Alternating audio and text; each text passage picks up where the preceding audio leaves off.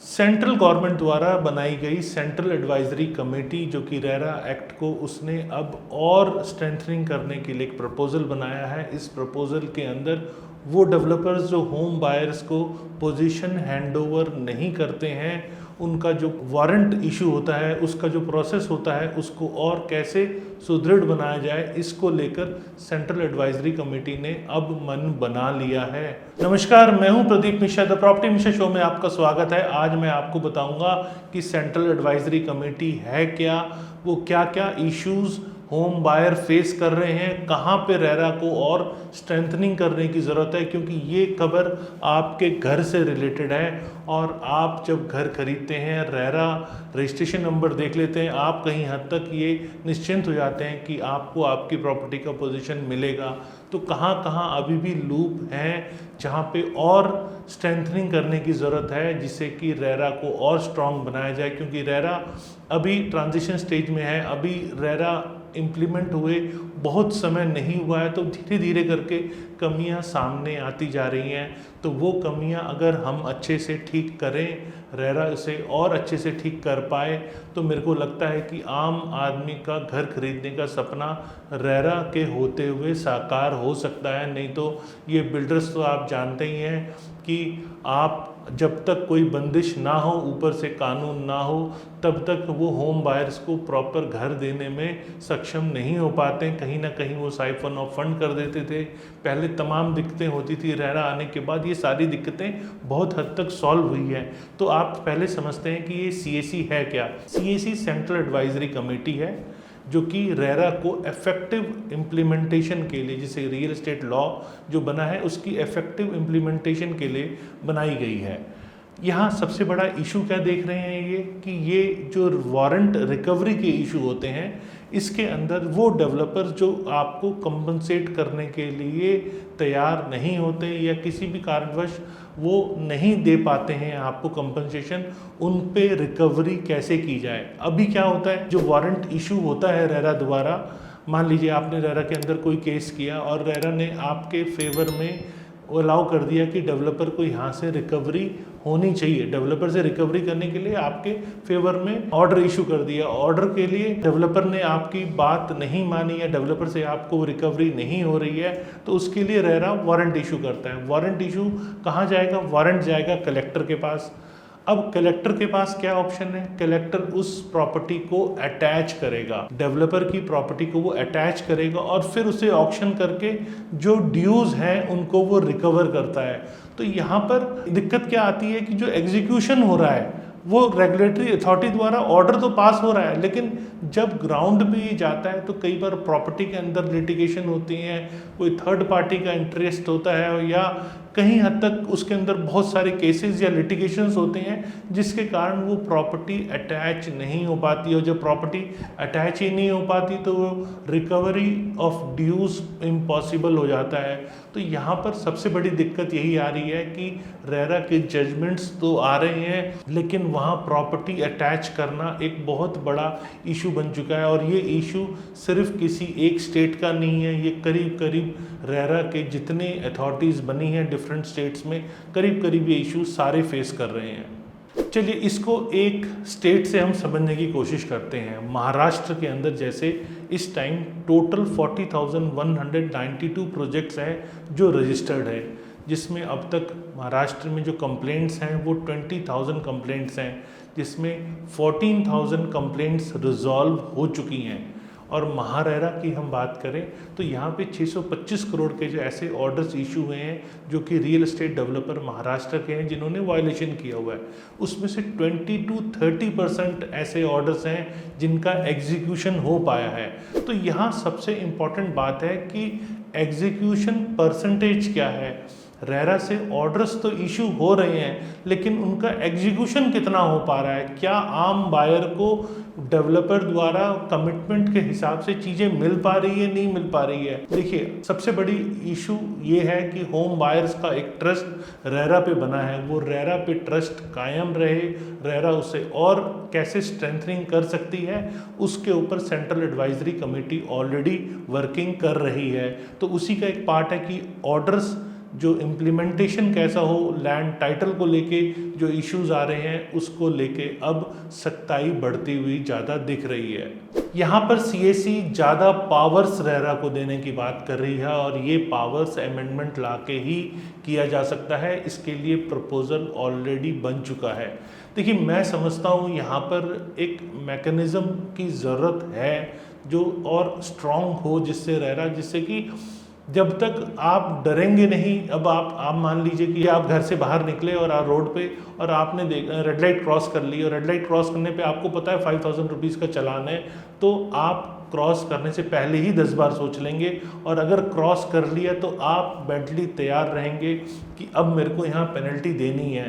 तो ऐसा implementation RERA के अंदर भी होने की ज़रूरत है कि फॉल्ट करने से पहले ही डेवलपर सोचे, या होम बायर भी अगर कोई ऐसी गलती कर रहा है तो वो फॉल्ट करने से पहले सोचे, और अगर फॉल्ट हो गया है तो उसके लिए जो ऑर्डर्स हैं, जो पेनल्टीज़ हैं, उसको इम्प्लीमेंट करने के लिए उसकी इम्प्लीमेंटेशन उसके ऊपर होने के लिए वो पूरी तरह से तैयार रहे। मेरे को लगता है कि यहाँ मैकेनिज़्म में सबसे ज़्यादा जो ज़रूरत है वो रेरा के अंदर जो वारंट इशू होते हैं वो कैसे एग्जीक्यूट हों।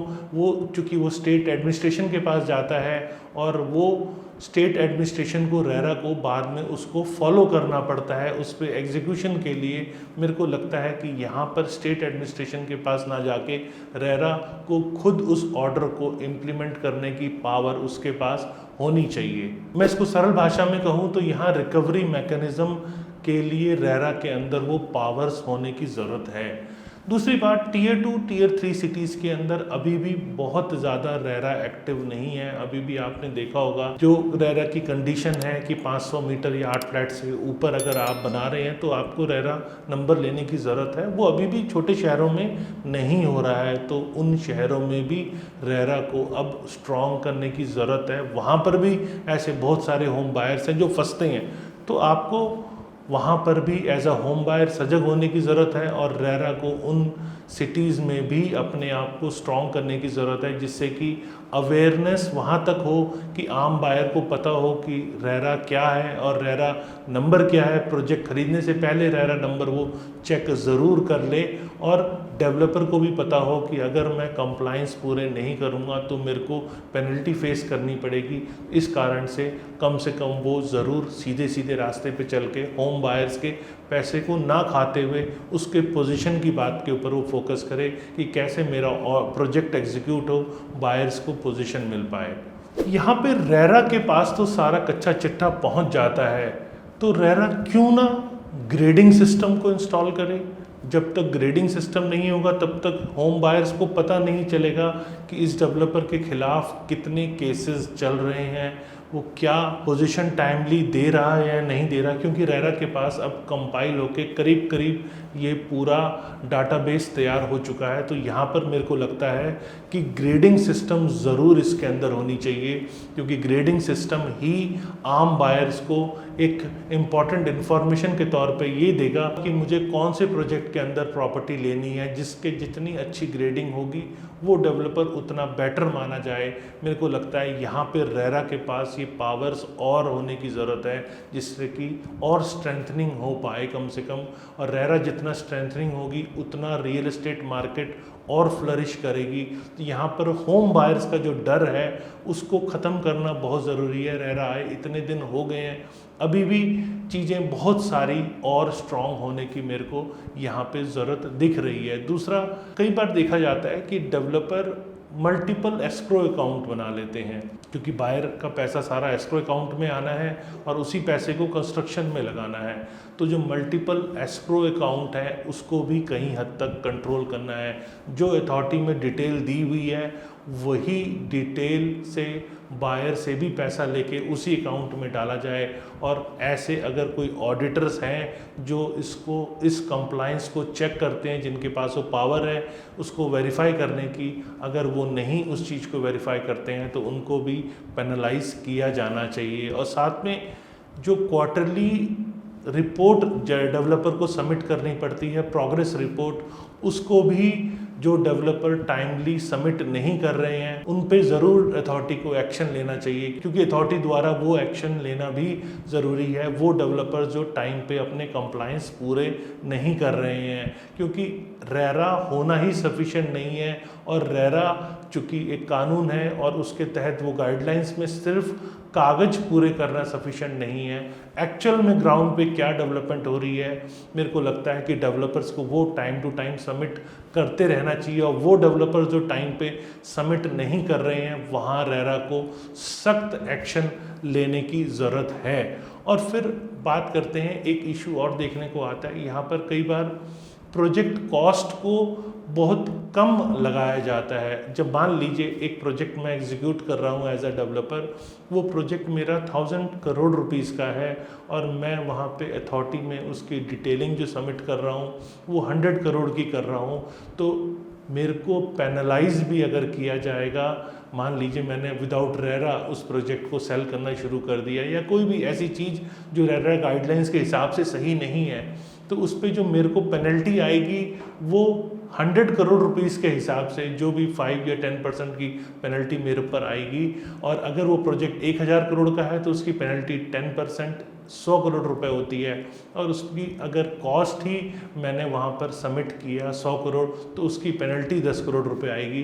तो प्रोजेक्ट कॉस्ट का सही डेवलपर का सबमिट करना और अथॉरिटी द्वारा उसे वेरीफाई करना, क्योंकि यहाँ पर डेवलपर डिटेल्स तो सबमिट करते हैं लेकिन अथॉरिटी के द्वारा रेगुलरली उसको चेक्स भी करते रहना, उसके लिए रेरा को और मैन पावर प्रोवाइड करना। अभी रेरा के अंदर मुझे लगता है कि मैन पावर की ज़रूर थोड़ी सी कमी है, तो रेरा को और मैन पावर प्रोवाइड करना, जिससे कि डेवलपर द्वारा जो चीज़ें सबमिट की जा रही है उसको कहीं हद तक वेरीफाई रेगुलरली करते रह पाएँ, क्योंकि प्रोजेक्ट्स बहुत ज़्यादा हैं, अथॉरिटी एक है, जितना मैन पावर होगा वो कहीं हद तक उन चीज़ों को वेरीफाई करेंगे, और फिर एक आम आदमी को जो घर मिलने के रास्ते हैं उसमें कहीं ना कहीं एक और कदम आगे बढ़ेगा। दूसरा, टाउन एंड कंट्री प्लानिंग, जो कि अक्सर रेरा के अंदर आने से उसकी और पावर बढ़ती है, तो यहाँ पर टाउन एंड कंट्री प्लानिंग को भी उसके अंदर रेरा के एम्बिट में लाने की ज़रूरत है। और फिर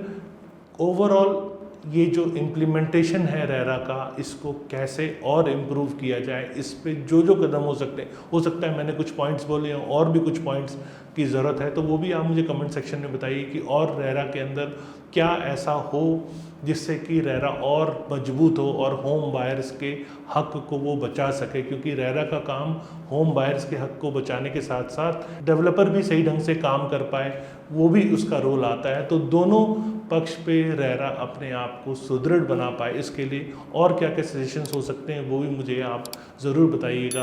फिर रीडेवलपमेंट के प्रोजेक्ट्स बहुत ज़्यादा रेरा अथॉरिटी के अंदर नहीं देखने को मिलते हैं, क्योंकि यहाँ न्यू प्रोजेक्ट्स तो रेरा अथॉरिटी के एम्बिट में आते हैं लेकिन रीडेवलपमेंट के अंदर नहीं आते हैं। तो ये ऐसे प्रोजेक्ट्स जो रीडेवलपमेंट में जा रहे हैं उसको भी रेरा के दायरे में लाने की सख्त ज़रूरत मैं देख रहा हूँ।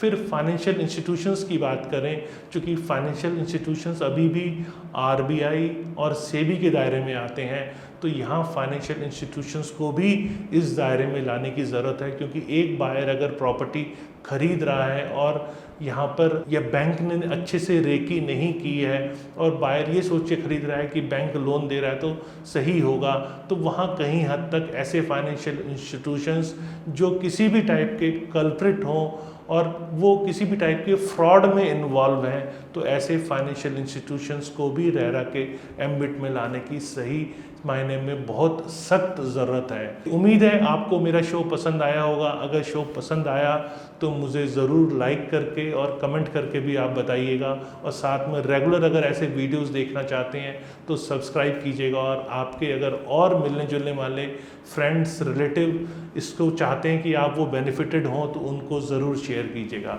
नमस्कार, जय हिंद।